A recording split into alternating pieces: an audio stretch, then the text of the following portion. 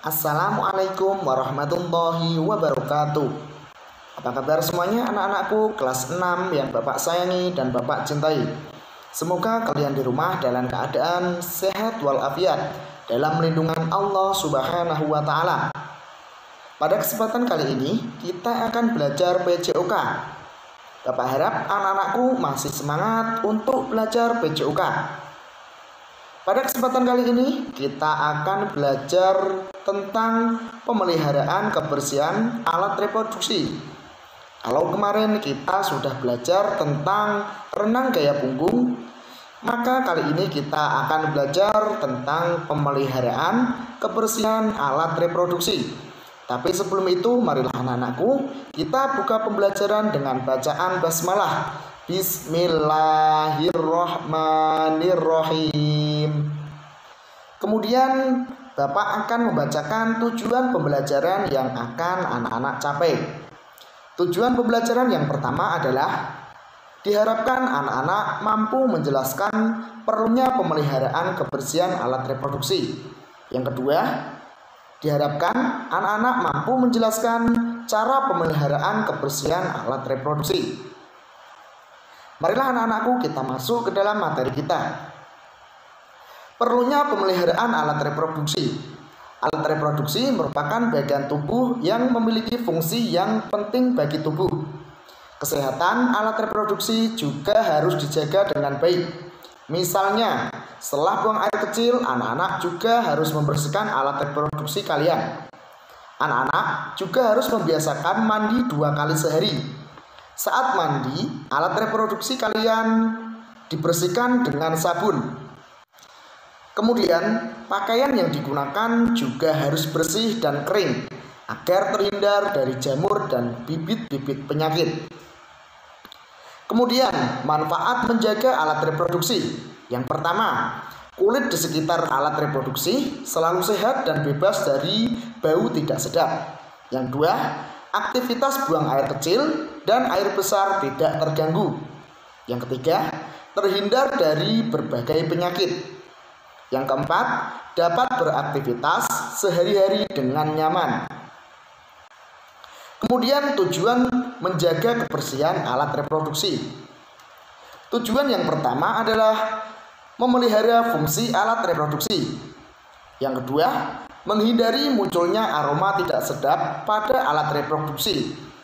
Yang ketiga, mencegah terjadinya penyakit pada alat reproduksi. Dan yang keempat adalah meningkatkan kenyamanan dalam aktivitas sehari-hari. Perilaku dalam pemeliharaan kebersihan alat reproduksi. Menjaga kebersihan alat reproduksi sangatlah penting.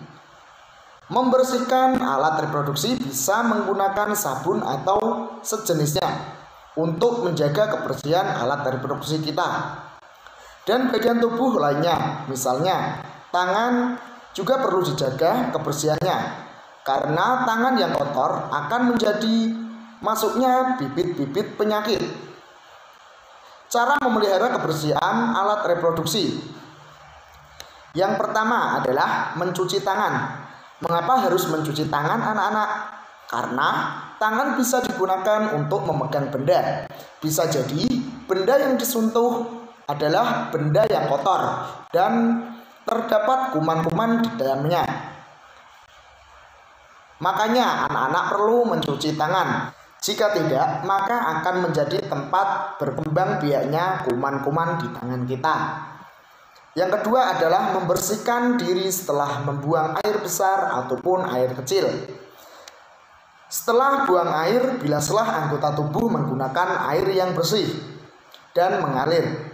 Gunakan tangan kiri untuk membersihkannya. Gunakan pula sabun untuk menjaga kebersihannya, sehingga anak-anak bisa nyaman saat beraktivitas sehari-hari. Selanjutnya adalah mengelap dengan handuk atau tisu. Apa jadinya jika tubuh anak-anak lembab dan basah setiap hari? Maka tubuh akan menjadi tempat tumbuhnya jamur-jamur.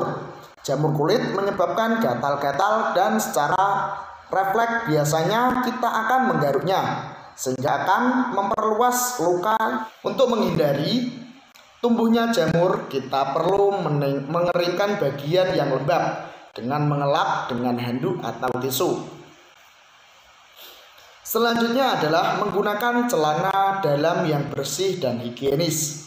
Higienis diartikan bebas dari kuman atau tidak mengandung bibit penyakit.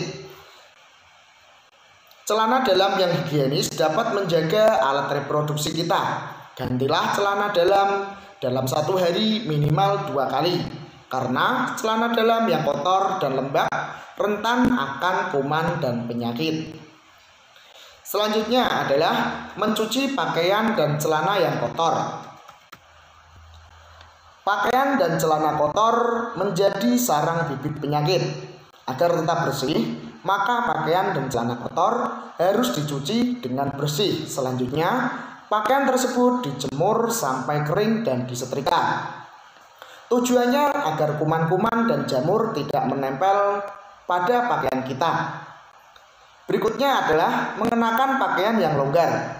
Mengenakan pakaian yang ketat dapat mengganggu peredaran darah dan suhu tubuh juga semakin meningkat.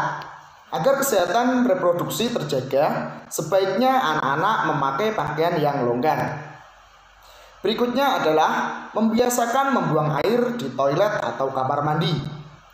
Kebiasaan ini merupakan sikap terpuji dan dapat menjaga kesehatan tubuh kita. Hindari buang air di sembarang tempat. Selain mengganggu orang lain, sikap ini merupakan sikap yang tidak terpuji. Serta anak-anak juga perlu menjaga kebersihan toilet atau kamar mandi agar tidak menjadi sarang kuman dan menimbulkan penyakit bagi kita. Berikutnya adalah menjauhi makanan dan minuman yang kurang sehat.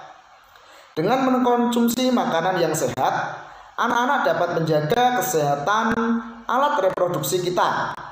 Anak-anak juga perlu membiasakan pola hidup sehat. Misalnya, tidak memakan makanan cepat saji seperti mie instan dan minuman yang banyak mengandung bahan pengawet lainnya. Itulah tadi anak-anakku materi yang dapat Bapak sampaikan. Selanjutnya, Bapak akan memberikan tugas untuk kalian kerjakan di rumah. Tugasnya adalah sebagai berikut. Rangkumlah materi yang kita sudah pelajari hari ini.